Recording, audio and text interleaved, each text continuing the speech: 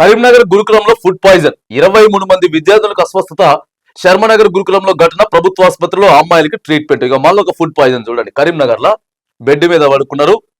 ఇది కథ ఎప్పటి నుంచి జరుగుతున్నాయి. ప్రభుత్వం వచ్చిన తర్వాత నుంచి మొత్తం కంటిన్యూ అయితేనే ఉన్నాయి. లేదండి నిజంగా చెప్తా ఉన్నాం, ప్రభుత్వం కొద్ది గొప్ప నిధులు పెంచి ఓ 40% పెంచి మెను ఛార్జీలు పెంచి మెస్ ఛార్జీలు పెంచినా కూడా ఆడ పనిచేసే వార్డెన్లకు మాత్రానికి కరెక్ట్గా ఉంటలేరు. వాళ్ళు వార్డెన్లు హాస్టల్ ఇన్ఛార్జీలు మాత్రానికి ఇంకా చూసి చూడనట్టు వ్యవహరిస్తా ఉన్నారు. ఇక మేము చెప్తా ఉన్నాం, అనేక హాస్టల్స్ కి పావులు గుట్టి తేలు గుట్టి చనిపోతున్నారు కదా. ఇప్పుడు ఫుడ్ పాయిజన్ కదా. రాష్ట్రంలో అనేక హాస్టల్స్ కి అసలు ప్రహరీ గోడలే లేవు. చుట్టుపక్కల మొత్తం అడవిలాగే ఉన్నది. మధ్యలో బిల్డింగ్. ఎందుకు రావు పావులు తేలు? ఎందుకు రావు? హాస్టల్ వార్డెన్లు అడిగితే సమాధానం చక్కగా చెప్పరు. ఎందుకు ఫుడ్ పాయిజన్ అయింది, ఏం పెడుతుర్రు. మొన్న హాస్టల్కి పోతే ఆడ మొత్తం బోర్ వాటరే.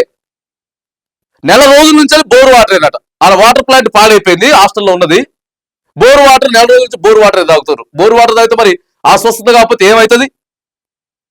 హాస్టల్ ఇన్ఛార్జీలు వార్డెన్లు మీరు మొత్తం పద్ధతి మార్చుకోవాలి. ప్రభుత్వం ఛార్జీలు పెంచింది.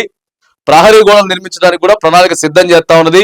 ఇంకా ఎన్ని ఫుడ్ పాయిజన్లు అండి? ఇట్లా ఎన్ని ఫుడ్ పాయిజన్లు చెప్పండి. ప్రభుత్వం వచ్చి రేవంత్ రెడ్డి వచ్చి వండుతాడు, బువ్వ వండుతాడు, వచ్చి పైసలు ఇస్తాడు. కానీ అది ఎట్లా వండుతుంది, ఏం వండుతుంది అనేది హాస్టల్ వార్డెన్ ఇన్ఛార్జీలు వాళ్ళు చూసుకోవాలి.